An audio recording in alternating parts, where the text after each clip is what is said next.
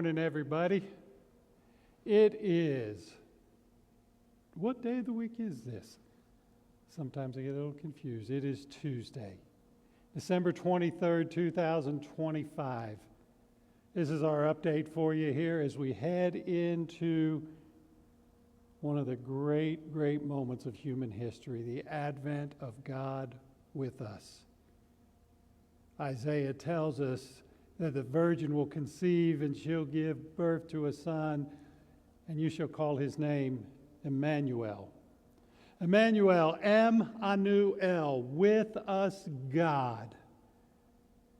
And that is what we celebrate this week. Tomorrow night is Christmas Eve. And as we prepare for Christmas Eve, I'm here at the Family Life Center getting things ready for services tomorrow night, and what a great, wonderful time we will have. You know, we get so busy at Christmas time, and sometimes we forget the things that really matter, which is Christ. Because we're so busy with the presents and the gifts and Santa and the white Christmas, and don't even get me started on the elf on the shelf. Oh my goodness. And we forget that this is really about the Christ child. And one thing we need to do above all else, above the food, beyond everything else, is we need to be in our place of worship on Christmas Eve. If you're here, if you're in town, come and be here for that short time, beginning at 6 o'clock tomorrow night, and we'll stay till about 6:45 or 7. We're going to celebrate the birth of the King. We're going to take communion together right here in this place.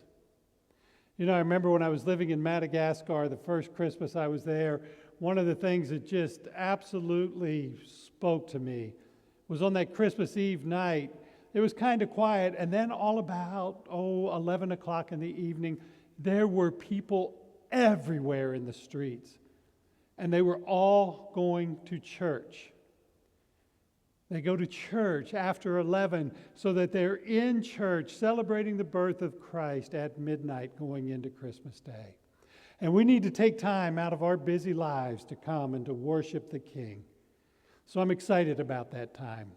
It's a story that goes throughout all of history that tells us that what began in Genesis chapter 3, when God says someday the seed of the woman will bruise the head of the serpent, comes to fruition in Bethlehem. In fact, next year we're going to study all the prophecies going up to the birth of Christ, because Christ and Christ alone is the only one who fulfills all the prophecies that are there. But it comes to that night, and it comes to that great word of Emmanuel, God with us, because God loved us so much He came to dwell among us and to live among us and to offer us something that's eternal. So I encourage you to be here tomorrow. For those of you who are coming and who will be here, 6 p.m. on Christmas Eve. For those of you who are coming, we're going to take time to worship, to study the Scripture, to partake of communion. We will also take up a special offering tomorrow night. As always, I like to use our Christmas Eve offering to benefit the community in some way. Last year, we used that offering to go to the Pastor's Community Aid Fund, which we use to help people in need in our congregation around the community. And this year, any offerings that come in on Christmas Eve are going to go towards the thrift store locally, the Interfaith Thrift Shop here. We're going to contribute to them, because when people get in those deep troubles, when they need rent help and they need electrical bill help, the thrift shop does an incredible job, and we partner with them in their ministry. And so we're going to give to their community aid fund this year to help people who are in need. And so that's what we're going to do as part of our Christmas giving this year. I am so excited about the opportunity we're going to have.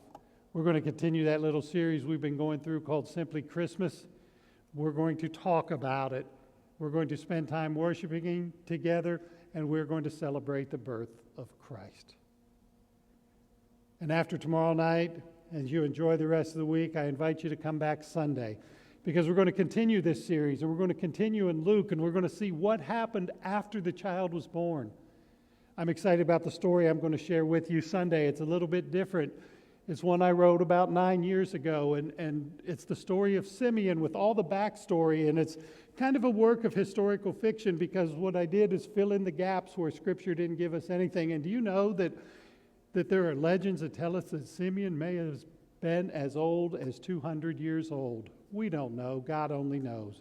But we're going to continue the story of Christ because even though Christmas is coming, the message of Christ continues and the impact that Christ has on our lives continues. And as we go into the new year, we're going to continue right along and see the story as Luke put it down. So I invite you to be with us tomorrow night, to come into this place, to worship with us. I invite you to come back on Sunday and be here as we continue to see how Christ impacts our lives and the things that He does for us. We are so blessed. We are so blessed.